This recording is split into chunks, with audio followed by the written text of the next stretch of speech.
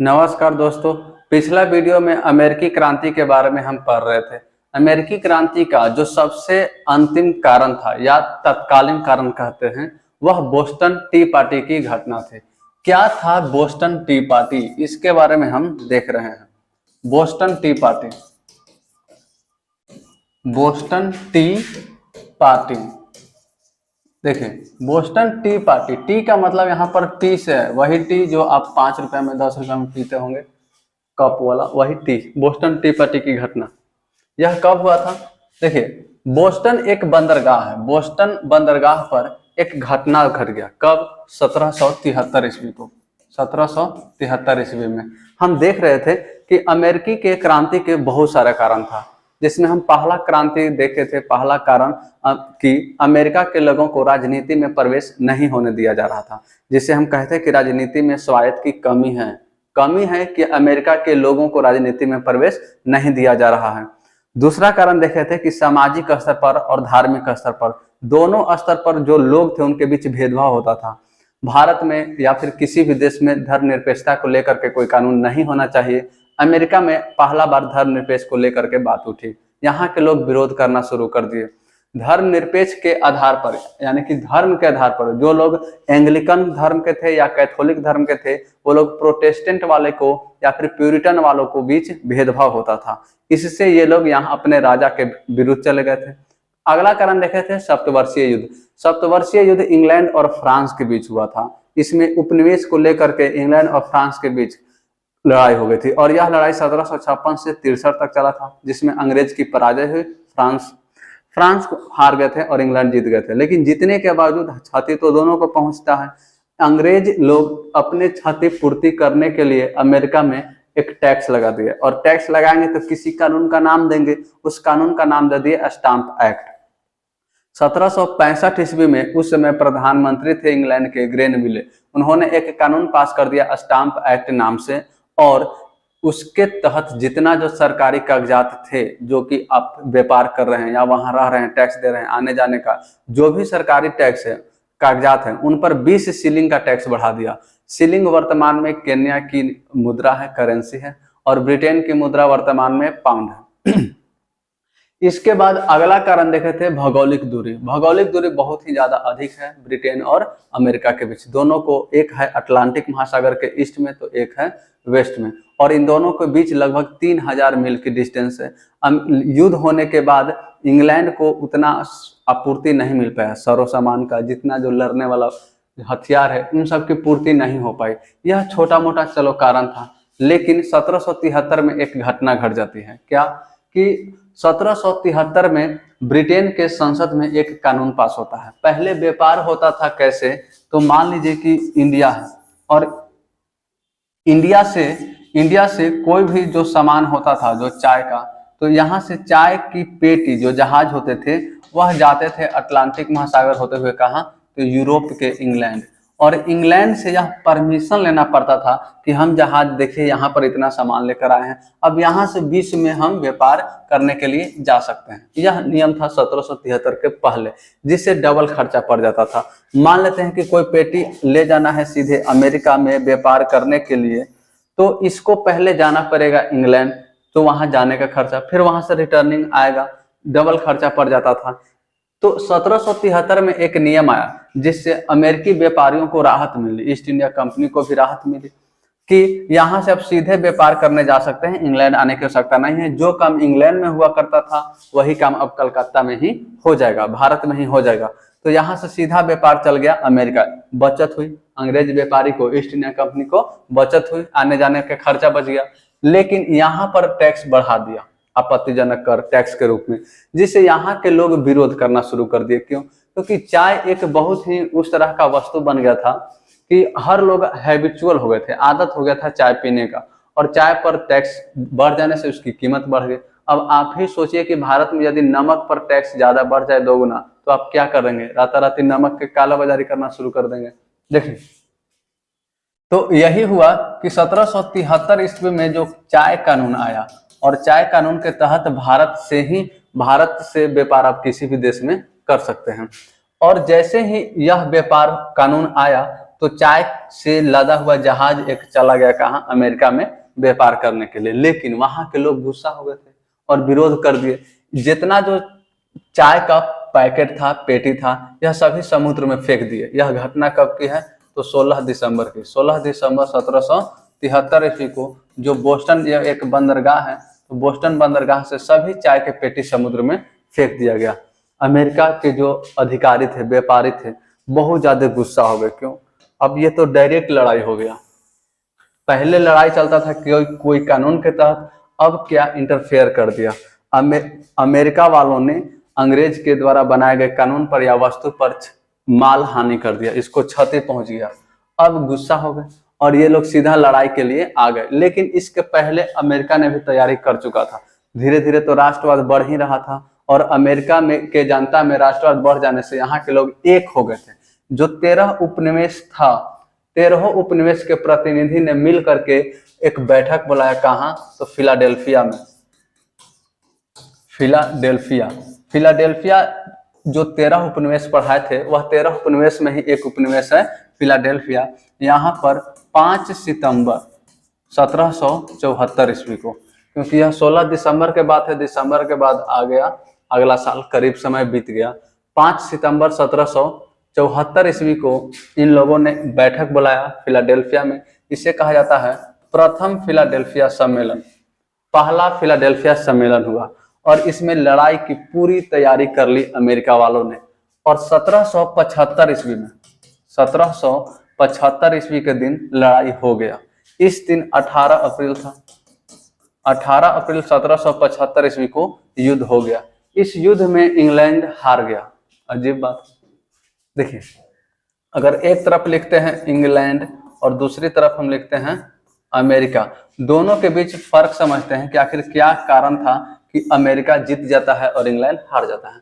कई कारण थे। जो 1775 में जो युद्ध हुआ इन दोनों देशों के बीच, इस युद्ध में अमेरिका जीत जाता है। क्यों, क्योंकि अमेरिका के पास एक अच्छा खासा नेता था जिसका नाम क्या था, वाशिंगटन। जो फिलाडेल्फिया में बैठक हुआ, इसमें नेता चुना गया किसको, वाशिंगटन को। वाशिंगटन आप जानते होंगे, वाशिंगटन डीसी। वाशिंगटन नामक एक व्यक्ति थे। वाशिंगटन को इन्होंने अपना प्रतिनिधि के रूप में चुन लिया गया और ये अपने लोगों को राष्ट्रवाद लाने में सफल हो गए। लेकिन दूसरी तरफ यहाँ शासक बदल कर आ गए थे। कौन, जॉर्ज तृतीय यहाँ पर शासक थे। यह एक निरंकुश शासक थे। निरंकुश यानी कि यह किसी की बात ही नहीं सुना करते थे। निरंकुश किसको कहते हैं, निरंकुश यानी कि जिस पर आप अंकुश नहीं लगा सकते हैं, जिसको आप कंट्रोल नहीं कर सकते, वह मनमानी करेगा। तो यह एक मनमानी करने वाला शासक था, किसी को बात नहीं सुना। दूसरा कारण हम देखते हैं क्या, कि अमेरिका को सहयोग किया फ्रांस। फ्रांस क्यों सहयोग किया, क्योंकि जो 1756 से 63 तक लड़ाई चला था, 1756 से 63 में कौन सा युद्ध हुआ, सप्तवर्षीय युद्ध। इस युद्ध में फ्रांस हार गया था ब्रिटेन से, और इस हार का बदला लेना चाहा अमेरिका को साथ दे करके। यह हार गया सप्तवर्षीय युद्ध में, इसीलिए बस साथ दिया अमेरिका को। और इस समय यहाँ के शासक कौन थे, तो लुई 16वां, लुई 16, और अपने सेनापति जिसका नाम था लफायते, इनको सेना लगा कर भेज दिया अमेरिका को सहयोग करने के लिए। अमेरिका को युद्ध में मदद करने का नतीजा हुआ कि फ्रांस को कर्जा में जाना पड़ा। कितना, तो 10 अरब लिब्रे। 10 अरब लिब्रे को क्षति पहुंची, 10 अरब लिब्रे की क्षति हो गई।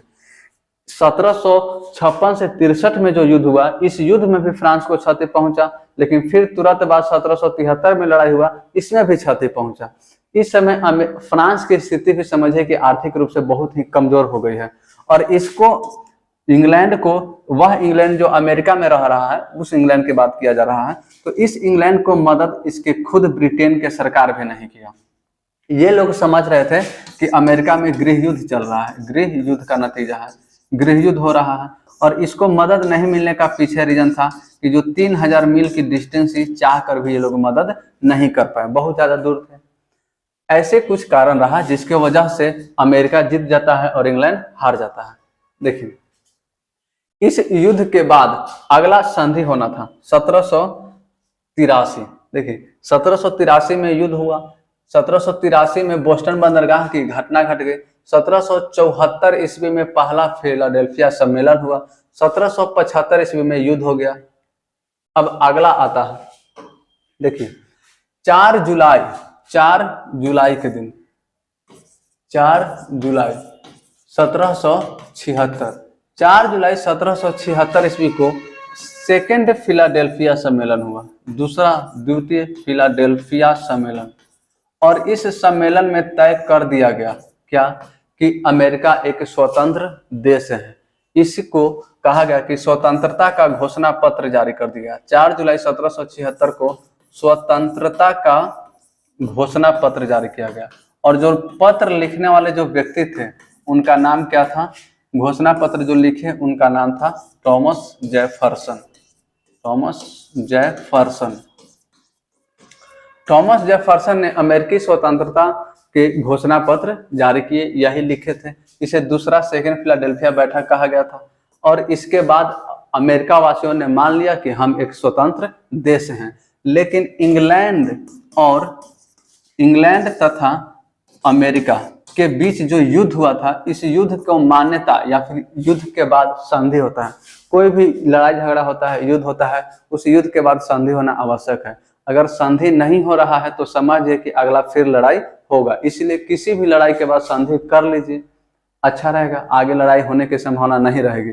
तो इंग्लैंड और अमेरिका के बीच जो युद्ध हुआ, इन दोनों देशों के बीच संधि हुआ। और यह संधि न ही अमेरिका में हुआ और न ही इंग्लैंड में, यह संधि आ गया पेरिस में। आइए दोनों देश पेरिस में बैठ के बात किया जाए।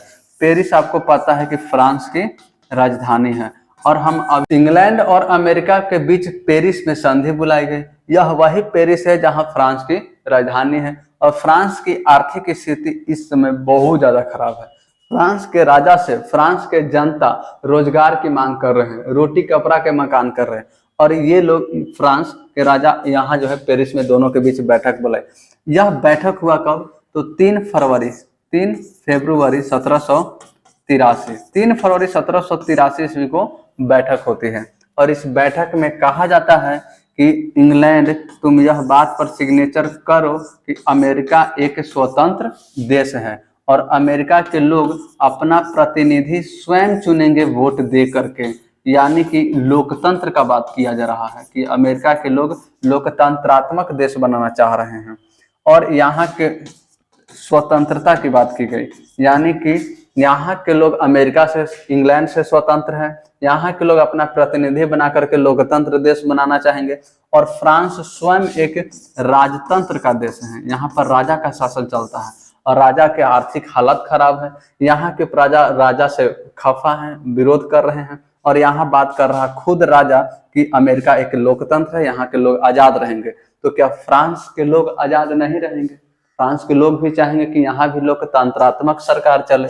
तो 1783 के बाद फ्रांस में आंदोलन बढ़ता गया और अमेरिका को लोकतंत्र मिल गई। अमेरिका में देखिए, अमेरिका में 1787 ईस्वी में यहाँ संविधान बनाने की घोषणा कर दिया गया कि अमेरिका में संविधान बनेगा। और यह संविधान बन करके 1789 ईस्वी में लागू हो गया और पहला ऐसा देश बन गया, लोकतांत्रिक देश, जिसके पास लिखित संविधान है। तो विश्व का पहला देश जिसके पास लिखित संविधान है वह देश है अमेरिका। और यहाँ पर पहला अमेरिका के राष्ट्रपति बनाया गया किनको, तो वाशिंगटन, जो पहले नेता चुने गए थे जॉर्ज वाशिंगटन, वह बन गए अमेरिका के प्रेसिडेंट। अब बात आती है यहाँ फ्रांस की। फ्रांस में स्थिति खराब हो गया। 1783 से लुई 16वां जो बैठक कराया था उसका विरोध इतना ज्यादा बढ़ गया कि 1789 ईस्वी तक जाते जाते यहाँ के लोग, फ्रांस के लोग, फ्रांस के राजा को हटा दिए और 1791 तक जाते जाते इनको फांसी पर चढ़ा दिया। सब बहुत ज्यादा दिक्कत होगा। देखिए 1789 में अब अगला टॉपिक ही आ गया क्या कि अब मजबूरी ही है पढ़ना, फ्रांसीसी क्रांति। तो अमेरिकी क्रांति के बाद जो अगला हम टॉपिक देखने वाले हैं फ्रांसीसी क्रांति के बारे में। तो विश्व इतिहास से जो अमेरिका के क्रांति हम देखें, इसमें बिहार के एग्जाम्स में क्वेश्चन आते रहते हैं। आप बेसिक बात को समझिए, बिना इसके आप बड़े ही लेवल का जो एग्जाम जो क्वेश्चन होते हैं, बड़े लेवल के क्वेश्चन का आप कल्पना नहीं कर सकते कि सॉल्व करना, क्योंकि यह विश्व इतिहास है।